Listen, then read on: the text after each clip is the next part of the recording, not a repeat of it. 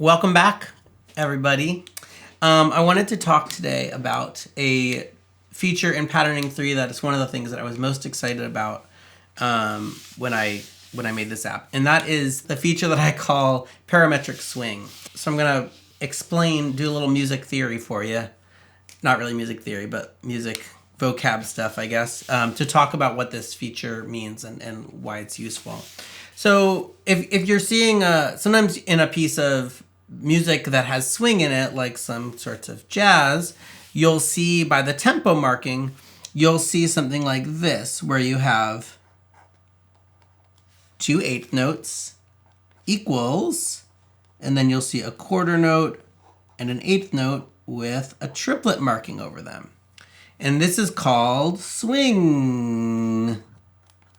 And so what that sounds like is that when it's written as 1 and 2 and 1 and 2 and so as eighth notes, you will instead play it as 1 and 2 and 1 and 2. So you're really playing it as triplets, like 1 and a 2 and a 1 and a 2 and a. So you write it as like straight eighth notes, but you play it as like a triplet, where the first note in that eighth note pattern is longer than the second note. And that's called swing. So one way that you could kind of think about this in like computer or drum machine terms is that this in our straight playing without swing is at the 50% mark. So this is at 0%, right? And your second note is at 50%. It happens halfway between the beginning of the beat and the next beat.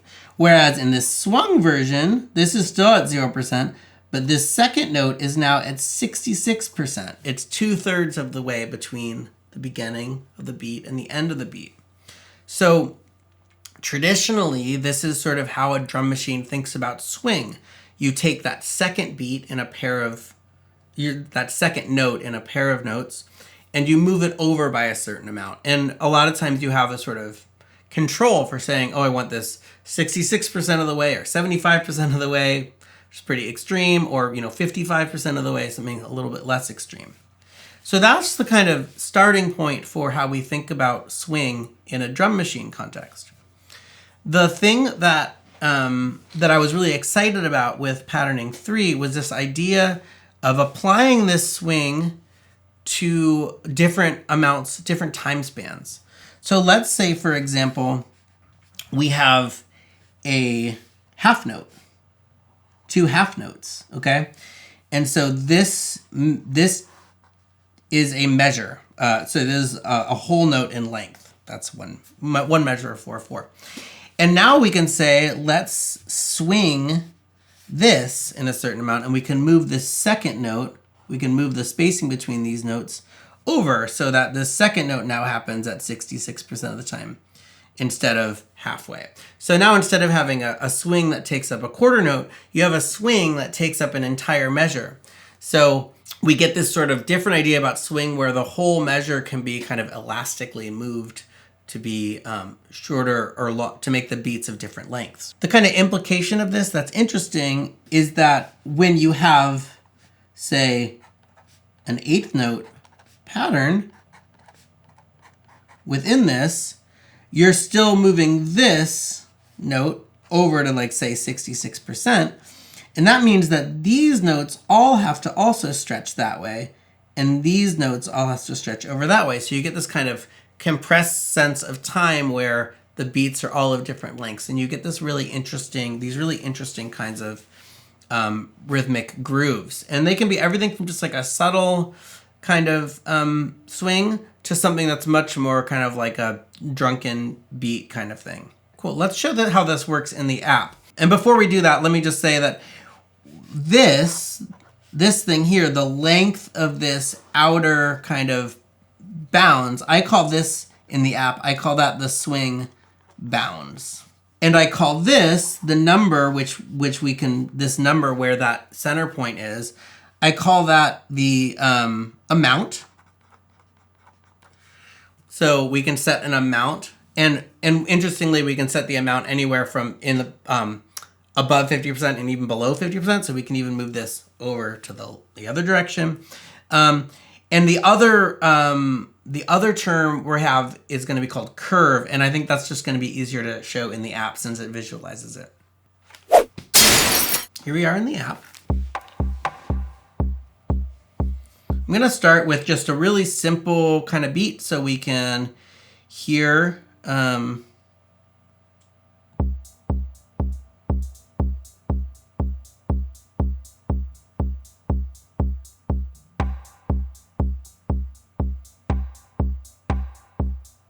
something really simple and straightforward.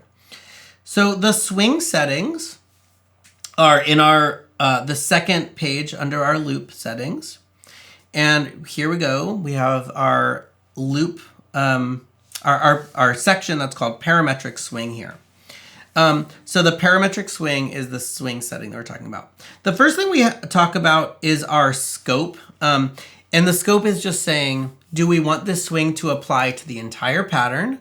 That means the entire 8 instrument tracks plus the effects tracks. Or do we just want it to apply to this single loop? So you can have different swing on each loop within your pattern, or you can have the swing applied to the entire pattern. Below the swing scope, we have our main interface for this swing feature. I can drag up and down on this to set the curve, which I'll talk about in a minute, and left and right to set the swing amount. The swing bounds, which we just talked about, is the length of the overall swing, and then the amount and the curve are those other 2 settings. So a traditional swing would be setting our bounds to a quarter note and then kind of moving the amount over to about 66%. And this would take the 8th notes and move them over into a traditional swing. And you can hear those hi-hats. 1, 2, 3, 1, 2, 3, 1, 2, 3, 1, 2, 3, 1, 2, 3, 1. So we're getting like a triplet feel, even though I still have it written in as straight 8th notes. So that would be a traditional like swing as it's written in jazz. Now, a lot of times in a drum machine, the swing bounds that I call it is actually an 8th note. And so what you're doing is moving the 16th notes over. So in this case, if I change that swing bounds to an 8th note and we're getting a 16th note swing, you actually don't hear anything. And the reason is because I have nothing on my 16th notes. Let me put something on all the 16th notes and we'll hear that. So you can hear that subdividing those 8th notes into 16th notes that are swung. So those are 2 kind of more traditional swings. If I play with the amount here,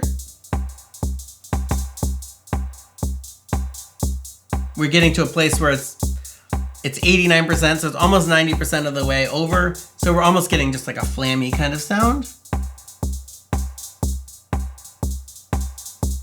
And at 33% is sort of a reversed swing. Now I think where this gets really interesting is when we start to set bigger swing bounds. So let's set a swing bound of a half note. So this means that every other quarter note will be kind of moved over.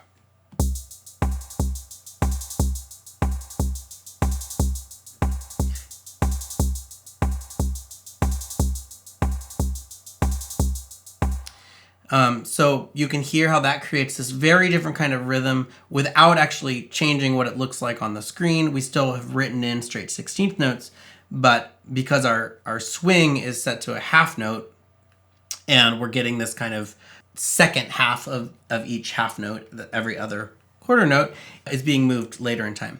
Now you'll notice in this UI here that right now our curve is set to 0.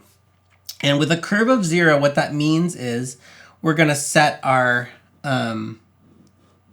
halfway point for the swing is the amount.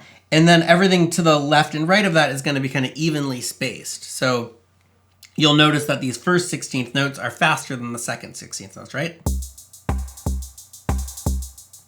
Now, if I change the curve, what you'll see is that those smaller subdivisions move in different directions. So right now it's with a -30 curve, all of those 16th notes are getting clustered closer to that halfway point. So we get a really different kind of sound. something that's much more like ratchety, kind of clustery. Kind of an interesting idea. And then if we go curve in the other direction to plus 30, it's doing the same thing. It's pushing them out to the edges, so everything's going to be clustered around the beginning of that swing bounce.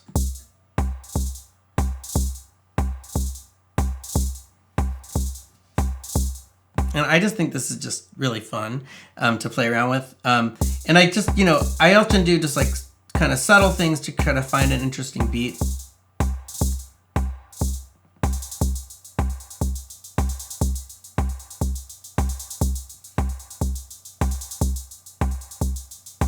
So there's really a huge realm of different rhythmic possibilities in here just playing around with this parameter. You can get even kind of weirder with if you set your swing bounds to be multiple measures long, so a 4 measure long swing.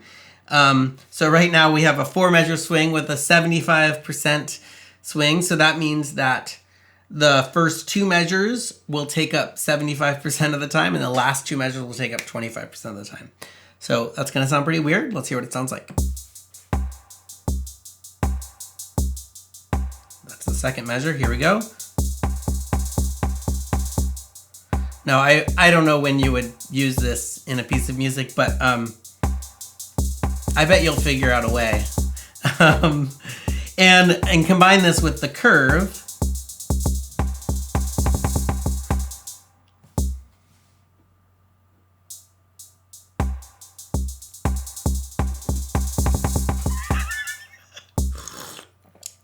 Yeah, it's fun.